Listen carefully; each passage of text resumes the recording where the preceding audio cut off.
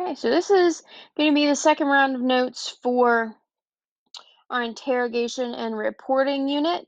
I recommend watching these over the weekend because we're going to have your activity for the week is going to be based around this, as well as the in-class activities that we do for the week. So I recommend going ahead and watching this early.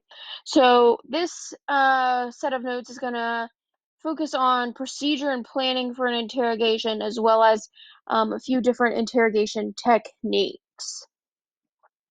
So in preparation for an interrogation, so assuming that you are the person that's going to go in and interrogate a suspect, there's a little bit that you want to do as background before you just walk in out of the blue. So prior to an interrogation, you're going to want to try to get to know the person that you're interrogating as best as you can. You want to know a little bit about their life, because this is going to help you plan your interrogation and ask better questions. So you have some idea of questions, their life, and a little bit about their routine. Because I mean, typically, if you know what someone does for a living, or if they have kids, you can kind of get an idea of what their daily life might look like.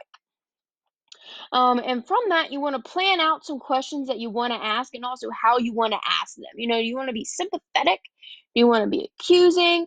Are you going to come in, talking low, like, you haven't done too bad? Or are you going to play it up like what they've done is completely awful? Um, how are you going to ask it? What tone are you going to take? You're going to want to plan these things out before you go in.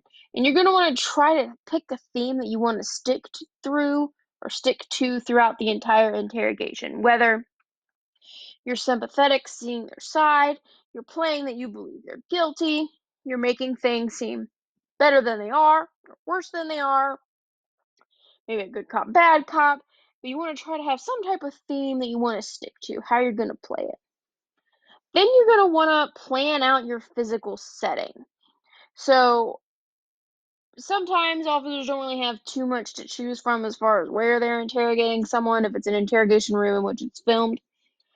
Um, but sometimes you might need to play with your setting a little bit, especially if you're interrogating a child. A child, you probably wouldn't want to sit them in that one little room with the table and a couple chairs and that's it. You might want to give them a bit more of an environment that feels more safe. And depending on the person that you're interrogating, and even people with mental illness, or maybe if a child committed a crime, you may want to be you may want your environment to be a bit more sympathetic and opening than you would for an adult. So you have to take into consideration who you're interrogating and why.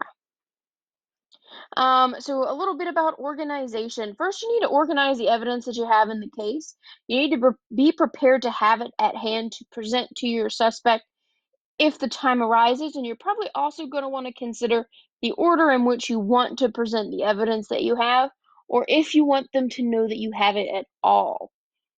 You're going to also need to be prepared for any objections. So if you show them some evidence and they object, saying that that is not right, you need to be prepared to counter that, to tell them why you know that it is true and correct. You want to prepare for questions that they can ask about it, knowing what you can and cannot disclose to them or want to disclose to them, and be prepared for them to be in denial about the whole situation, because that's going to happen a lot. You want to be organized. You want to know the questions you want to ask and a general idea of, the flow that you want the interrogation to take, how you want it to be paced, the order in which questions should be asked. You want to have a general idea of this. And in any interrogation, things can change based on the reading you get of the suspect, the questions that they ask, but you need to have a general idea of how you want this to go. Um, Kind of like in our classes. Sometimes things go one way or another way, but I generally have an idea of where I want things to go and the order in which I want them to happen. While some things can be loose and flowing, generally I have a track for where I want us to start and end. You also want to consider how you want to walk, talk, address the suspect. Are you going to call them by their first name? Are you going to say Mr. or Mrs.? How are you going to address them? The tone that you're going to take. Everything that you do can either help or hurt you, and you want to have everything planned in a way such that you're going to be helped as much as possible in getting your confession. So here's a little bit about some interrogation techniques. Not all of them, just a little bit of background information. So the first one we have here is good cop, bad cop. Good cop, bad cop is you have two interrogators. One seems to be on the side of the suspect. They'll defend them, and the other one is not on the side of the suspect. They're going to make accusations that the suspect is guilty. So good cop, bad cop. Then you have maximization, which is trying to get a confession by telling them that the consequences, telling them harsh consequences of what's going to happen if they refuse to confess or cooperate. So by playing things to the max degree. Then you have minimalization by trying to get them to confess to a crime by minimizing their part. So, like, I know you didn't really have much to do with this, but tell me what happened. So saying you might not have played a larger role, minimizing what they may have done. In our last note session, we talked about the 9-step read technique. And again, the 9-step technique is the new read technique that was aimed at getting people to confess without using psychological abuse. There is a video here that I'm going to ask you all to watch. I'm going to link this PowerPoint on Canvas. You'll be expected to watch this video. This is going to go over 10 more interrogation techniques.